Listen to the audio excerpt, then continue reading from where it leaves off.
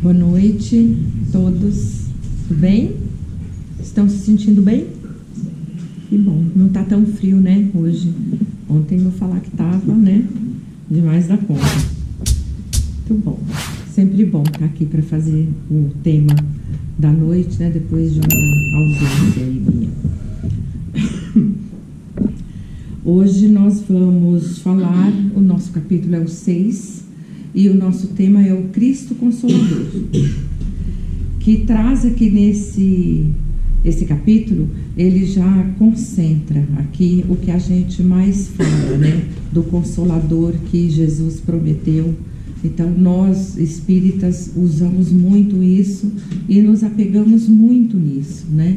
E esse capítulo ele é bem curto, tem 5 páginas só, perto dos 5, né, da semana passada, que é enorme. Ele é um capítulo curto, mas é absolutamente profundo.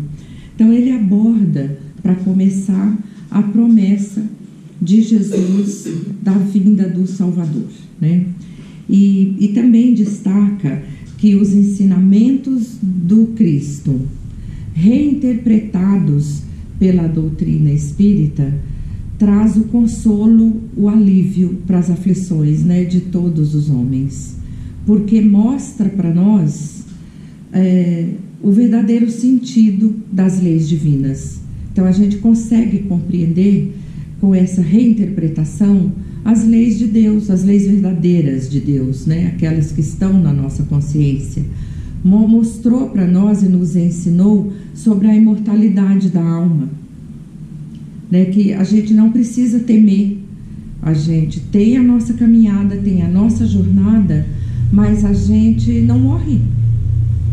Pensa a gente aprender que existe vida após a vida, não é vida após a morte, porque a gente sente, né, eu perdi 3 irmãos queridos no ano passado, você sente aquela tristeza, mas no primeiro momento a gente pensa que está sentindo falta daquela pessoa, né? Mas é daquele espírito que a gente fica triste e se despede daquele espírito. Então a gente aprender isso é muito confortador. Então é um verdadeiro consolo. Então, além de compreender as leis divinas, a imortalidade da alma, a gente entende o propósito das provas e das expiações. Que nós não somos vítimas, né, castigados por Deus, que Ele é bravo, aquele Deus irado que a gente conhecia até então, né, que nos foi ensinado. Então, Kardec resgata nessa obra toda tudo que foi perdido aí ao longo dos séculos dos ensinamentos de Jesus. Então, além dele resgatar, ele traz interpretado. Ele traz nos ensinando o que faltava para nós, né? Como a gente vai ver aqui mais para frente, que nós ou esquecemos ou não estávamos prontos para ouvir. Então Jesus disse: eu vou pedir a meu Pai e Ele vai mandar um Consolador. Então, como eu disse, são 2 itens só: o jugo leve, que é o primeiro, que Kardec se apoia aqui num trecho de Mateus, que é curtinho, eu vou ler para dar aqui um pouco de apoio, né, para a gente conversar. Então começa aqui o título, né, o jugo leve. Já a palavra jugo, ela já dá um sentido aí de subserviência, né, de obediência. Então Jesus disse assim, anotou Mateus: vinde a mim todos vós que sofreis e que estáis sobrecarregados, e eu vos aliviarei. Tomai meu jugo sobre vós e aprendei de mim, que sou brando e humilde de coração, e encontrareis o repouso de vossas almas, porque meu jugo é suave e meu fardo é leve. E assim, eu gosto sempre de contextualizar, né, essa história do jugo leve. A gente sempre fala, né, mas Jesus, ele fazia parte daquela sociedade judaica que tinha costumes muito próprios. Um dos costumes que aquelas famílias tinham, para a gente entender essa história do jugo, é que assim, elas mandavam, as famílias judaicas lá no tempo de Jesus, mandavam seus filhos lá pequenos, os meninos de 6 anos por aí, mandavam para as escolas para estudar a Torá. Esses meninos ficavam lá uns 4 anos estudando os 5 livros da Torá, até decorava tudo. Depois desses 4 anos, eles passavam por uma prova. Aqueles que tinham bom aproveitamento continuavam estudando, mais 4 anos. Aí eles tinham que já memorizar todo o Velho Testamento, né? Todos os livros, de Gênesis até Malaquias. Eles tinham que aprender na ponta da língua. Isso já se vão 8 anos de estudo. Depois disso, esses meninos eram submetidos a uma avaliação bruta, e aqueles já estavam mais preparados, né? Porque 8 anos estudando. Então, aqueles que eram muito bons eram selecionados e enviados para os rabinos. E eles, então, passavam a seguir esses rabinos, porque eles representavam a esperança do povo judeu. A esperança de continuar com aquela fé, a crença do Deus único e as leis, né? Aquelas 613 leis que esses meninos já tinham na ponta da língua. Então, estes muito inteligentes e mais bem preparados eram enviados para os rabinos, e estes rabinos, cada um interpretava a lei de acordo com o que ele entendia, mais ou menos como é hoje, né, com o cristianismo, porque a gente vê várias, né, vertentes religiosas que cada pregador, cada representante daquela vertente interpreta o Evangelho de Jesus de uma forma, né? Então, mais ou menos a gente segue também essa cultura. A questão é que esses rabinos, que cada um tinha uma linha de entendimento da lei, da Torá, eles criavam regras extremamente criteriosas, pesadas para estes alunos, para estes meninos que couberam a ele. Estas regras, estas leis eram chamadas de jugo do rabino. Era assim que eles chamavam. Então, esses meninos eram submetidos a essas 600 e tantas regras, cada um com a interpretação que o rabino dava, e eram obrigados a aplicar essa lei, viver essa lei no dia a dia. E era muito difícil, era duro, né? A gente vê, tem uma série no Netflix que chama Shitzel, que é a história de uma comunidade ortodoxa, judaica, que tem um garoto, e a gente vê o esforço dele, como é trabalhoso para ele passar por essa fase, esse período aí de estudo. Então era o jugo do rabino, era pesado, era difícil. Os meninos carregarem aquilo nas costas não era fácil. Então, outra interpretação de jugo também é aquela madeira que se coloca nas fazendas, nos bois, sabe? Que põe no pescoço dos bois para eles não saírem do caminho. Olha como tem sentido. Os meninos tinham que seguir aquelas regras. Um aluno comum queria saber o que o rabino sabia. Estes meninos, que eram chamados talmudim, eles queriam ser como o rabino. Então, eles comiam como o rabino, eles se vestiam como o rabino, eles sentavam como o rabino, se comportavam à mesa como o rabino. Então, para eles tinham que ser aquele rabino, afinal, eles eram o futuro, né? Eles seriam os doutores da lei. Então, era muito duro para eles. Quando Jesus chega e convida, porque da mesma forma que esses rabinos diziam, siga-me, falava isso para os melhores da turma, Jesus falava isso para os simples, para os pobres, para os pescadores, né, para os lenhadores. Ele dizia, siga-me, mas tem uma condição. Venha, meu jugo é leve, meu fardo é suave. Olha a diferença. Você vê que Jesus estava ali naquele contexto da cultura judaica, que ele era judeu. Só que ele trazia o jugo leve, que era o quê? O amor, era a generosidade, era a caridade, eram as leis da justiça, as leis divinas. Por isso que era leve. Não era como... Então, ele usa um jargão que era de fácil compreensão na época para dizer, vem, é muito mais fácil aqui. É só você aprender a perdoar, aprender a tratar o próximo como você gostaria de ser tratado, respeitar, né, o próximo, perdoar, fazer caridade, sobretudo. Então, Era leve o jugo dele, era fácil de ser seguido. Só que tinha que ser, assim como os bois, né, que ficam ali e não saem do caminho, aquilo é um guia. Jesus era o guia.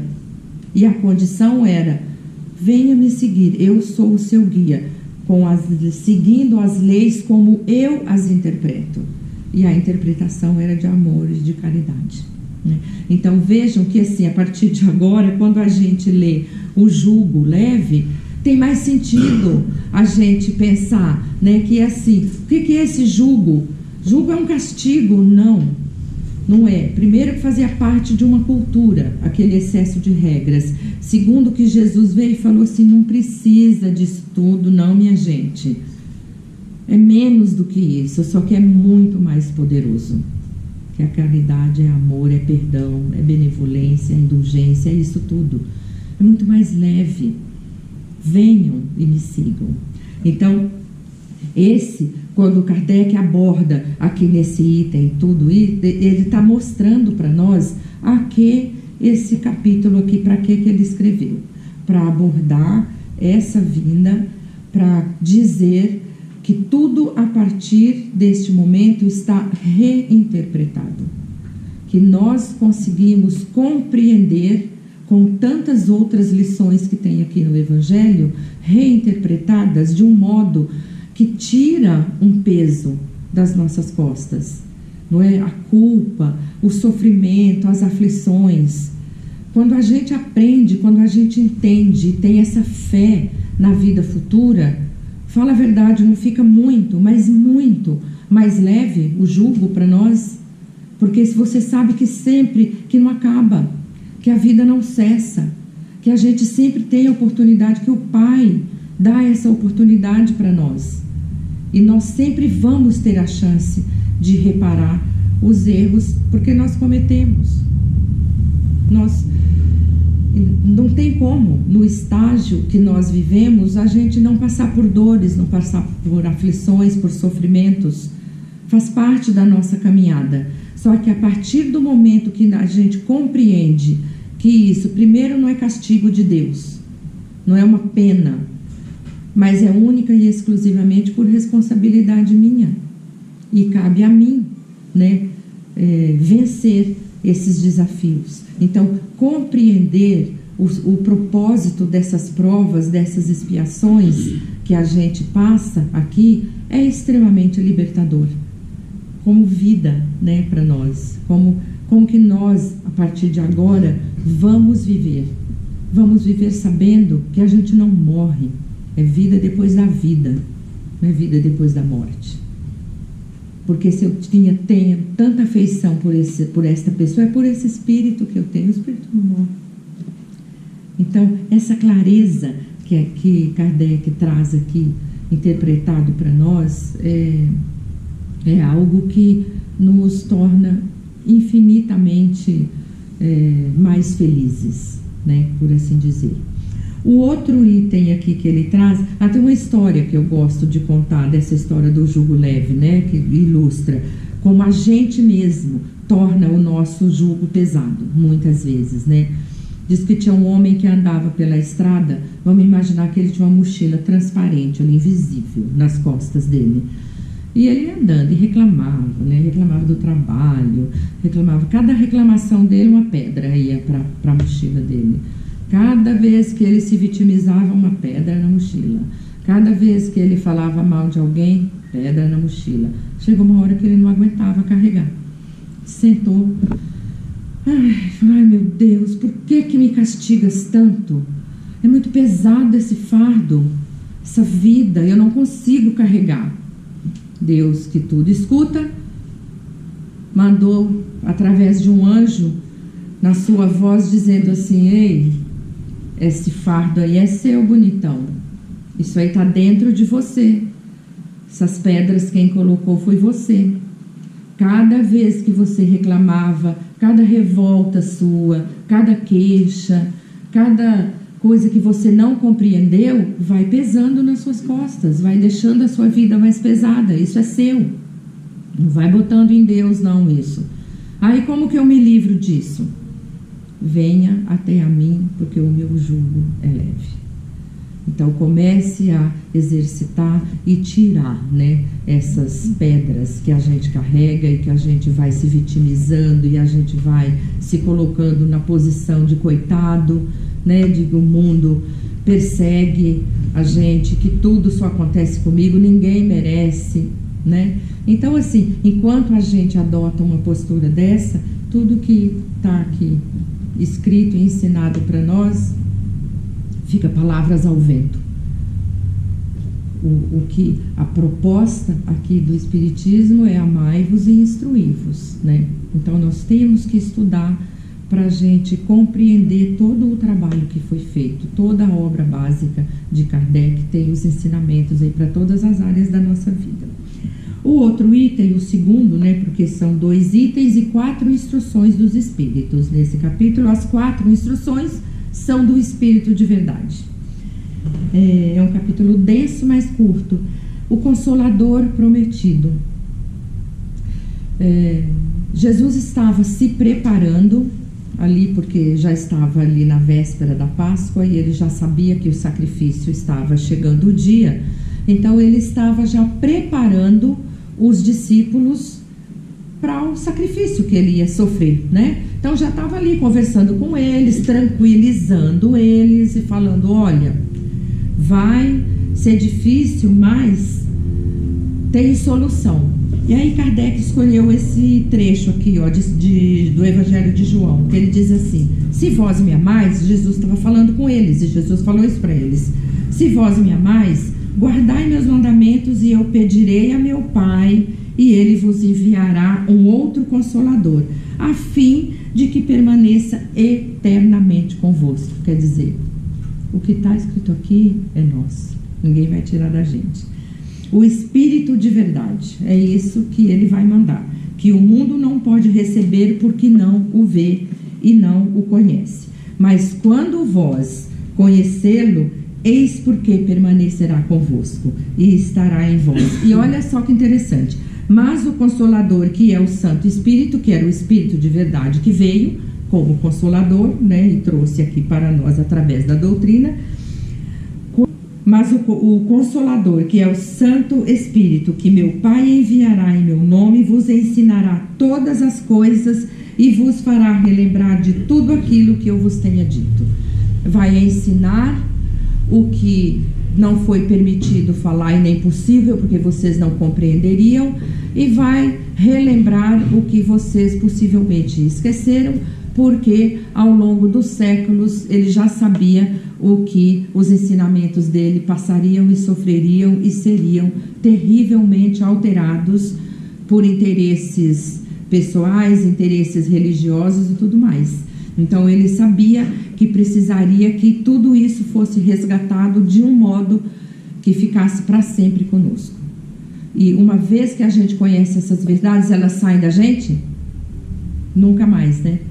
Quando a gente conhece, quando a gente compreende, tudo perde o sentido, tudo que é diferente disso aqui perde o sentido. Então, assim, esse Consolador, o Espiritismo veio, o Espírito de verdade, e não é da verdade, é de verdade, porque é o Espírito que age com a verdade, que é imbuído da verdade, não é o dono da verdade. A gente não fala um espírito de luz, é um espírito que é todo imbuído, cheio de luz. Assim é o espírito de verdade, né? Então, o espírito de verdade vem e traz, e através da doutrina espírita a gente aprende a entender que a vida continua, que a dor não é um castigo de Deus. A dor é um mecanismo de aprendizado, o que não quer dizer que a gente tem que se ferir e ficar reverenciando a dor, porque é através dela que eu vou crescer espiritualmente. Não, não é isso. Mas a dor, se eu compreendo a causa das minhas aflições, quando Jesus disse, bem-aventurados os aflitos, como assim felizes os aflitos? Quando eu compreendo, através da doutrina espírita, que as aflições, elas são minhas, provocadas por mim, Se eu olho para trás nessa vida e não encontro a razão para passar o que eu estou passando, é porque é de outra vida. São causas anteriores a esta vida, mas de todo modo são de minha responsabilidade. Então, quando eu compreendo isso, eu entendo que a dor não é castigo, que ela é um mecanismo de aprendizado para eu olhar e falar o que eu tenho para aprender com isto que eu estou passando. Eu entendo que a vida, ela continua, e essa fé inabalável no futuro me dá a certeza de que eu vou continuar e de que eu terei outra chance para me redimir e que terei outra chance para eu aprender. Eu aprendo na reinterpretação, na decodificação de Kardec, que as injustiças humanas não ficam impunes, que a verdadeira justiça é a justiça de Deus. Então, para que me revoltar, para que julgar e para que eu sofrer, se eu sei que a justiça de Deus vai agir, vai atuar. Então, esta fé inabalável na vida futura, através dos processos reencarnatórios, eu vou tendo essas oportunidades, é o que muda tudo e que fica conosco para sempre, esses ensinamentos aqui reinterpretados. Eu vou só finalizar aqui com o último, as 4 instruções dos Espíritos, é do Espírito de Verdade, e tem uma única aqui que ele passa a régua, quando ele fala de 2 virtudes que a gente precisa desenvolver. 2, ele fala: tomai, pois, por divisa estas 2 palavras, devotamento e abnegação, e sereis fortes, porque elas resumem todos os deveres que vos impõem a caridade e a humildade. O sentimento do dever cumprido vos dará o repouso do espírito e a resignação. E olha só, o coração bate melhor, a alma se asserena e o corpo não tem mais desfalecimento, porque o corpo sofre tanto mais quanto o espírito está mais profundamente atingido. Então, o que o Espírito de Verdade falou aqui para nós? Desenvolvam, senhores, o devotamento, vivam o devotamento e a abnegação. O que é devotamento? É aquela entrega voluntária. Quando você é devoto a algo, você se entrega voluntariamente, de boa vontade, ninguém te obrigou. Você doa tempo, você doa amor. E quando você é abnegado, você renuncia de si. Você perdoa, mesmo quando você tem razão. Então, olha a lição que ele encerra o capítulo. Senhores, anotem devotamento e abnegação e sereis fortes, e estarás prontos para tudo. Deixo essa reflexão aí com todos e peço que nesse clima a gente envolva o nosso irmão Cisernando, que vai receber a mensagem do mentor da noite. Seja bem-vindo, irmão.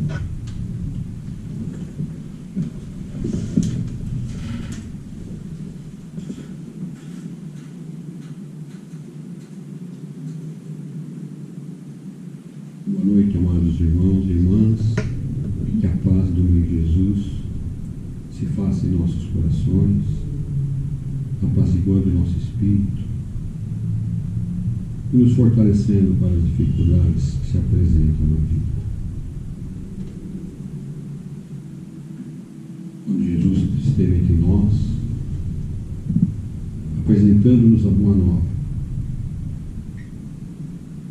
consolidando a mensagem de Moisés em amar a Deus e amar ao próximo, resumindo nessas 2 máximas as nossas obrigações, os nossos deveres perante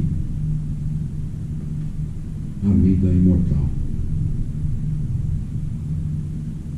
Quando aprendemos e confiamos que todas as dores físicas, morais, as decepções, as misérias que assolam o planeta, as enfermidades, perdas de entes queridos, tudo isso em confronto com a possibilidade, na verdade, a realidade de que a vida perdura sempre. O corpo perece, mas a alma se liberta e vai buscar a sua progressão tanto na esfera física quanto na esfera espiritual, em outros orbes, de acordo com a evolução de cada espírito. Mas aqui nos encontramos no planeta Terra, no planeta de expiação e provas, adentrando um momento de regeneração.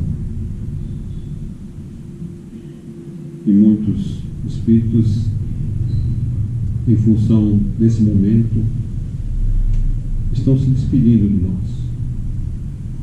Aqueles que não evoluíram suficientemente, não aprenderam os ensinamentos trazidos por Jesus e por todos os profetas sobre o amor ao próximo, sobre a caridade e sobre a necessidade de se instruírem tanto intelectualmente quanto moralmente, adquirir a capacidade de absorver o Evangelho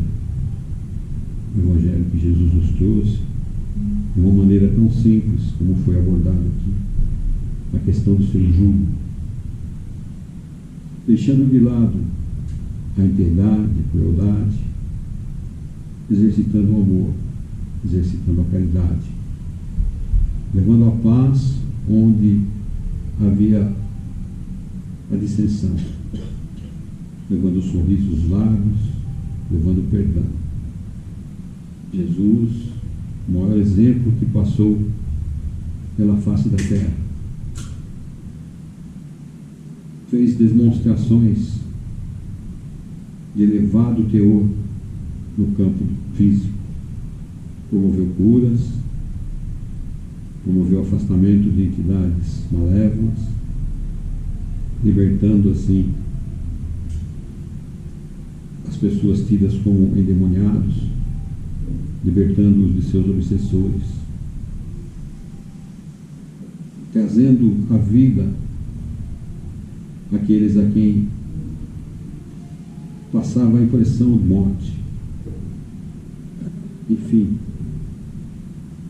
mas as suas demonstrações mais verdadeiras, que ficaram no fundo da alma, foi o seu digno exemplo de amor, de perdão,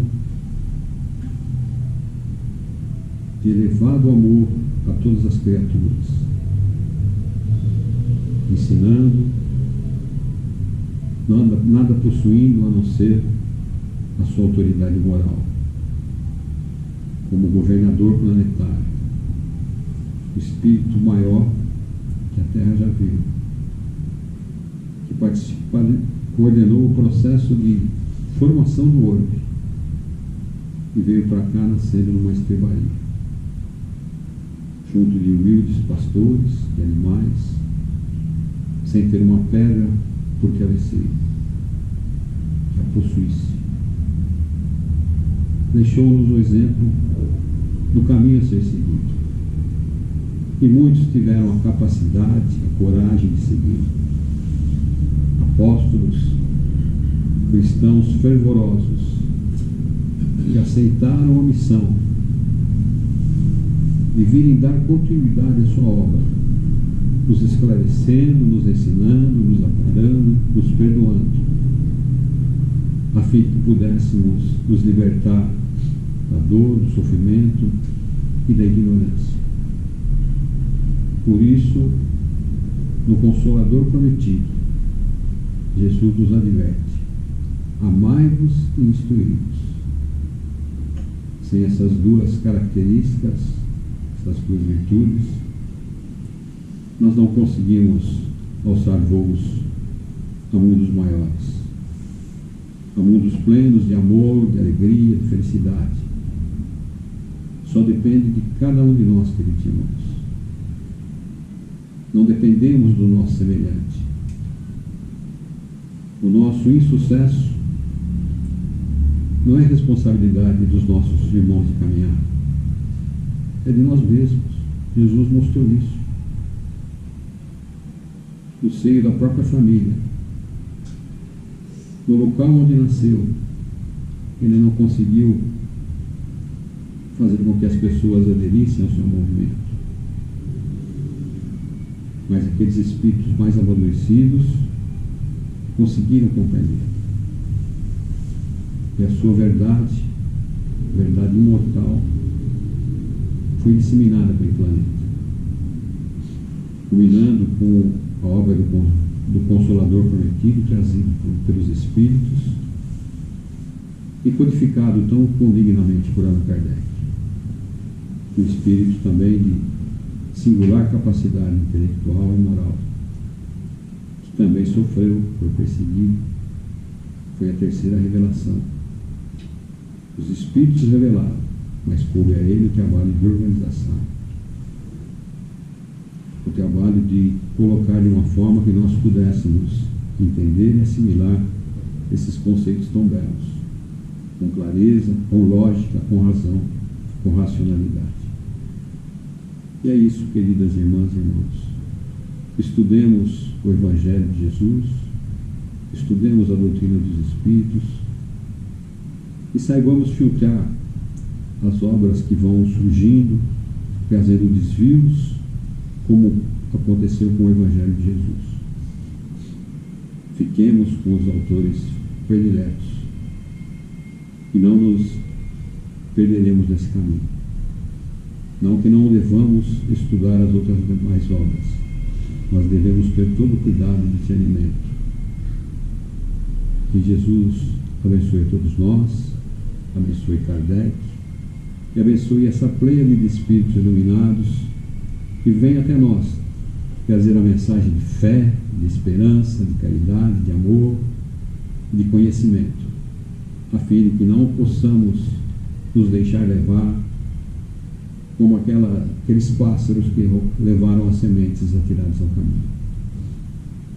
Sejamos fortes, confiemos e estudemos o Evangelho de Jesus. Que Jesus abençoe a todos nós, que tenhamos na noite de hoje a graça e o amor de Jesus a nos fortalecer e amparar na caminhada. Que assim seja. Com a graça de Deus. Muito obrigada, irmão, pela mensagem tão linda, tão engrandecedora. Somos muito gratos e seja sempre bem-vindo.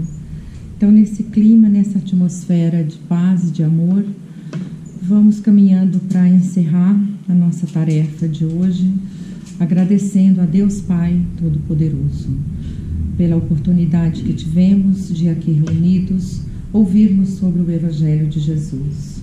Vamos pedir a nosso Pai, nosso guia maior, nosso irmão, nosso Mestre Jesus, que tire de nós toda a ansiedade, tire de nós toda a insegurança, toda a vitimização e tire de nós essas aflições que nos tornam seres que fogem desse devotamento, que fogem dessa abnegação recomendada no Evangelho de hoje. Somos agradecidos por tudo que recebemos e nada mais temos a pedir, a não ser que a espiritualidade leve a nossa melhor parte que temos agora para doar. E aqui no centro desta sala vamos depositar a nossa parcela de amor, a nossa parcela de boa vontade. E vamos pedir à espiritualidade que leve aos lares, aos nossos irmãos, aos necessitados, qualquer um, em nome de Jesus, que esteja precisando de uma ajuda, que seja física ou que seja espiritual.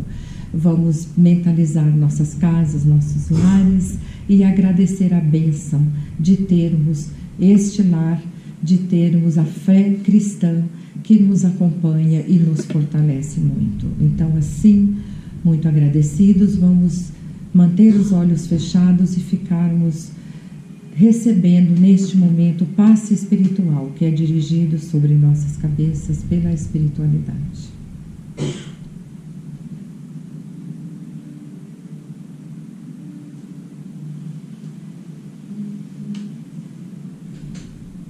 Que assim seja.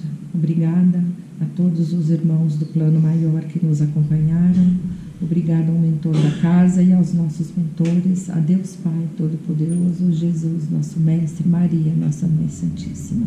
Somos muito agradecidos e pedimos licença para encerrar com a prece que Jesus nos deixou. Pai nosso que estais no céu, santificado seja o vosso nome. Venha a nós o vosso reino, seja feita a vossa vontade, assim na terra como no céu. O pão nosso de cada dia nos dai hoje. Perdoa, Senhor, as nossas ofensas, como devemos sempre perdoar a quem nos tem ofendido. E não nos deixeis cair em tentação. Livra-nos, Senhor, de todo mal. Graças a Deus, graças a Jesus. Que assim seja.